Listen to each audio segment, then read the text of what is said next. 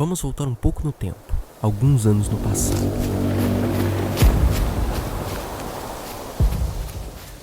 Vagando por uma floresta desconhecida, o espantalho está perdido e com pressa para se achar. Coisas muito ruins acabaram de acontecer e ele teve que fugir, ainda se acostumando com sua nova forma. Atrás dele, uma forte tempestade está se aproximando. O espantalho está tentando se localizar com um mapa que ele mesmo fez, mas ele ainda não percebeu que não está mais onde deveria estar. O vento violento balança para lá e para cá, e o mapa acaba escapando de suas mãos de graveto e vão voando, subindo acima das árvores e se perdendo no céu sombrio. O espantalho começa a ficar assustado e vai pulando sem rumo.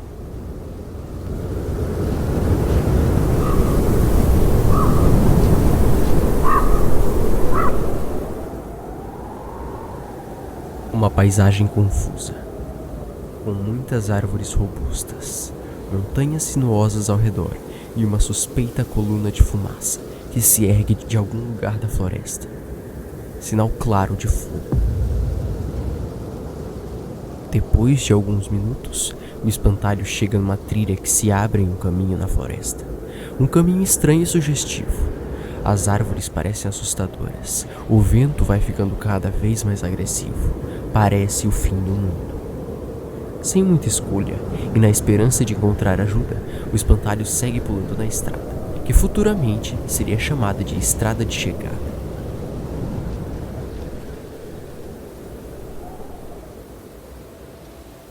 Um homem vestindo um terno sujo e com olhos vermelhos brilhantes aparece logo no final da estrada.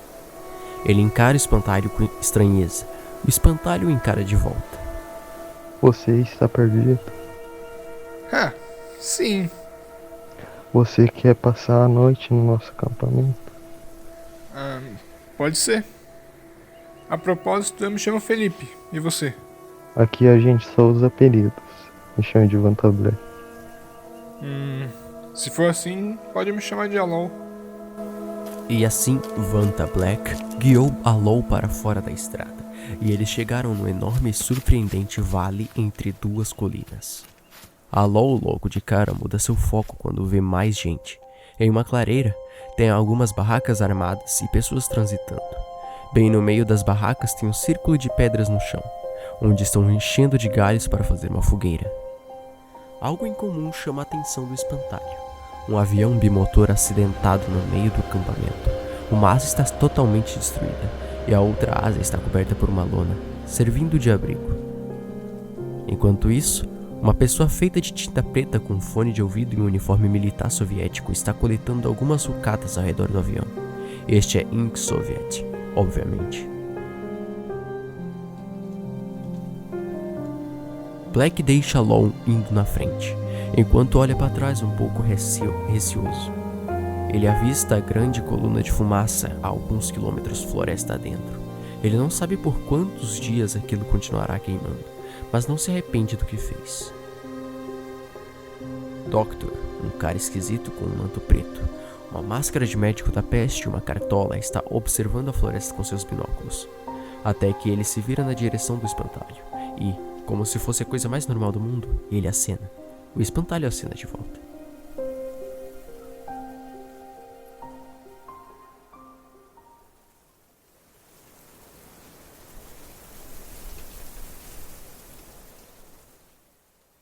As pessoas daquele acampamento não estranham o fato de que chegou mais um. Afinal, Alol foi o 8º a chegar. De alguma forma, todos os outros que estão aqui vagavam pela floresta, sem se conhecerem e nem sequer estavam indo para o mesmo lugar. Porém, quando perceberam, atravessaram a floresta e a estrada que os trouxe à análise. E sem comunicação com o mundo externo, Cray, o 7º a chegar, criou a teoria de que todos vieram de realidades diferentes. Por isso são tão diferentes. Ink, por exemplo, era um aviador soviético em fuga, enquanto Doctor era um explorador. Um caçador de lendas que foi surpreendido com um incêndio enquanto estava num baile fantasia.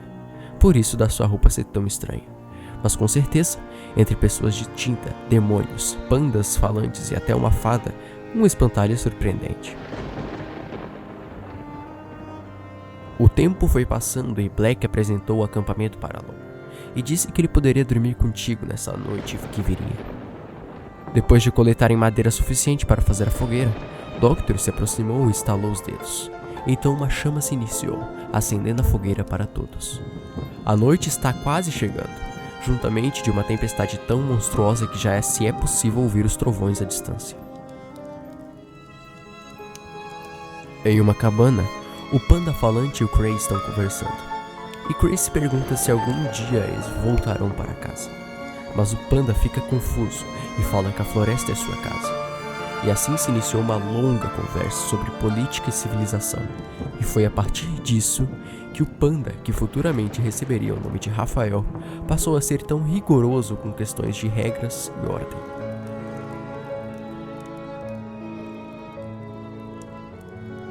Em outra cabana, uma fada de cor verde água flutua ao redor de Ink. Enquanto este procura um parafuso numa caixa enferrujada, a fada Hanabi, que viria a ser a melhor amiga do Ink por um tempo, está curiosa para saber o que ele está fazendo. Ink Soviet está concentrado. Desde que caiu aqui há algumas semanas e conheceu Hanabi, decidiu que descobriria uma forma de fugir daqui, nem que fosse necessário reconstruir por completo seu avião bimotor.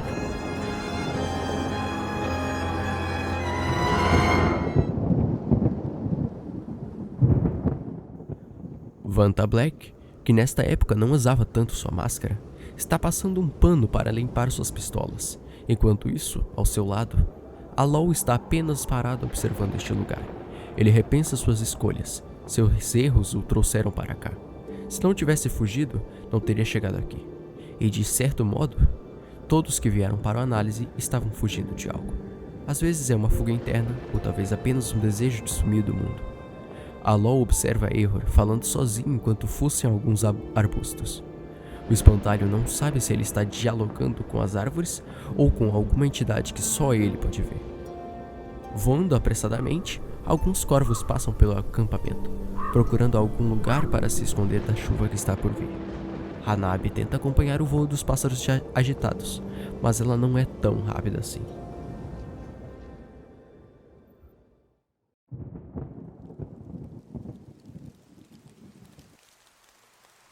O vento sopra cada vez mais forte, e algumas gotas de chuva começam a espirrar nas costas do panda falante, que estava distraído. Os sobreviventes começaram a se recolher, entrando em suas cabanas. Vanta e Alol vão para debaixo da lona presa na asa do avião. Um abrigo provisório e não muito confortável. Os dois estão em silêncio, apenas encarando a fogueira se apagando aos poucos com as gotas de chuva lá fora. Mesmo que tenham acabado de se conhecer, eles já conseguiram criar uma certa conexão. E não foi nem preciso muitas palavras para isso, apenas compreensão.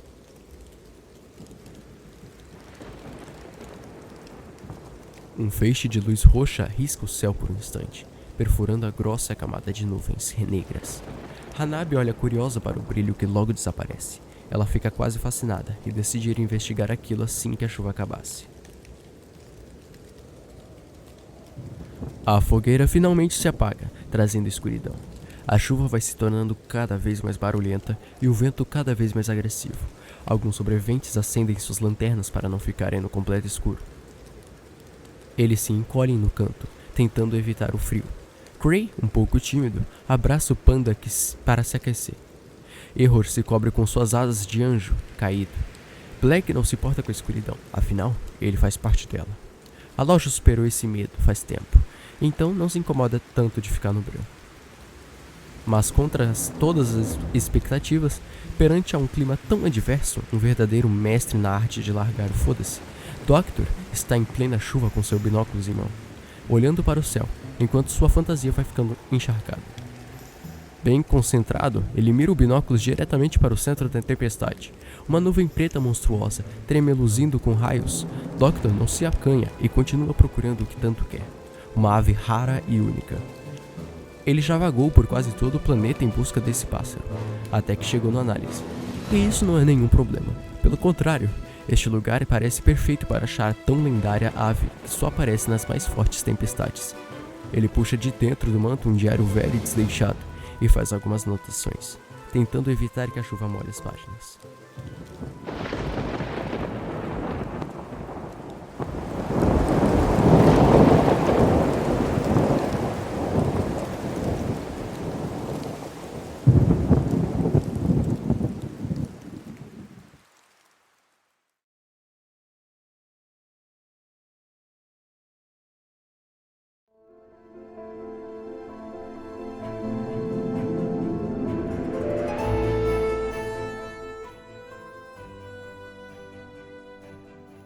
A noite passou, destruindo tudo, mas passou. A tempestade também foi embora, levando o medo daqueles que nunca enfrentaram. Doctor ficou acordado até de madrugada realizando sua busca. É difícil discernir formas nas nuvens, quando se está tão escuro. E como esperado, ele não encontrou o que tanto procura. Antes de cair no sono, ele deu uma última olhada no seu diário, onde tem anotado tudo sobre as criaturas que se encontram.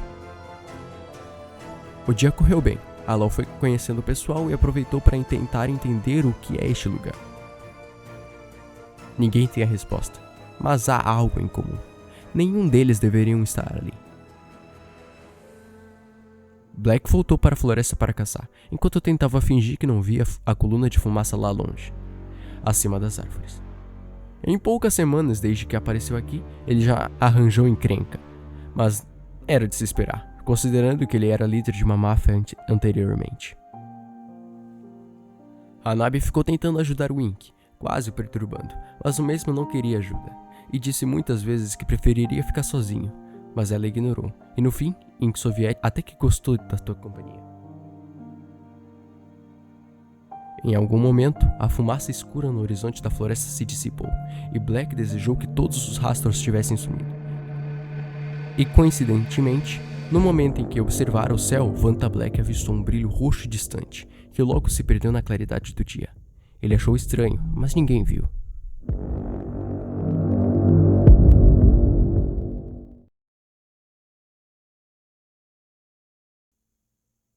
Conforme os dias passaram, todos já estavam acostumados uns com os outros, fazendo o máximo possível para darem um jeito de voltarem para casa.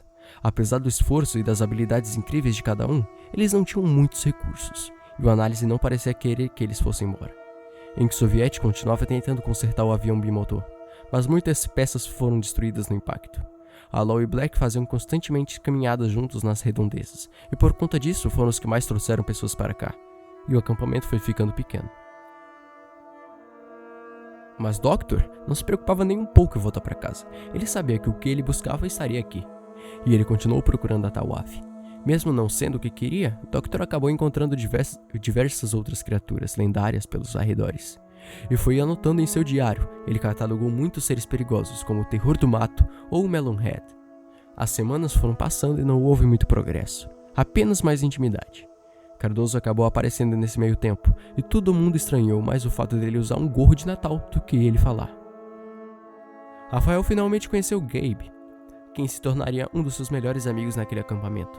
Ehor, junto com Black, criaram oficialmente o grupo secreto conhecido como PCD, sigla para Proteger, Criar e Destruir. Eles não sabiam, mas ambos tinham objetivos bem diferentes com aquilo. Enquanto Wink suava até pingar tinta desmontando o avião bimotor, Alon estava do lado segurando algumas ferramentas, achando que estava ajudando. Hanabi voava ao lado, apenas observando, quando então ela nota algo surgindo da já batizada entrada de chegada. Um pequeno tronco com olhos vinha caminhando, um pouco encharcado, como se tivesse acabado de sair de um rio. Vixe, gente, se continuar assim o acampamento não vai dar conta. O pequeno pedaço de tronco se aproxima tranquilamente, chamando a atenção de todos que estavam ali. Muitas perguntas surgiam. Por que só aquela árvore tinha olhos? Por que ela tinha pés? Hanabi podia sentir uma energia mágica, poderosíssima, exalando daquele pedaço de madeira ambulante. Bom dia! Acho que dá pra criar uma horta aqui. O que vocês acham? Disse o Sam. Essa pergunta pareceu incomodar um pouco, afinal, criar uma horta significaria que eles continuariam presos na análise. Que o acampamento provisório se tornaria legitimamente o novo lar deles. Seria abrir mão do desejo de sair para tentar tornar esse lugar um abrigo agradável. E mesmo com relutância, foi o que fizeram. Pelo menos por enquanto. Se quisessem ter alguma chance de fugirem, precisariam evoluir. Um acampamento não bastava mais. Eles precisavam de uma vila. Era um plano simples. Montar uma vila, coletar recursos e meter o pé deste lugar assim que possível. Poderia demorar no máximo alguns meses. Bom, foi isso que pensaram 5 anos atrás. Hoje em dia, quase ninguém mais pensa em fugir da análise. Afinal, este lugar é perfeito. Este lugar é vossa casa. Não há por que fugir. E nem para onde. Eles ainda não sabem. E apesar de alguns conseguirem sentir um pouco, este lugar está vivo. O que surgiu como uma piada acabou virando uma resposta comum para qualquer rebelde que ousasse ir embora. Uma vez na análise, para sempre na análise.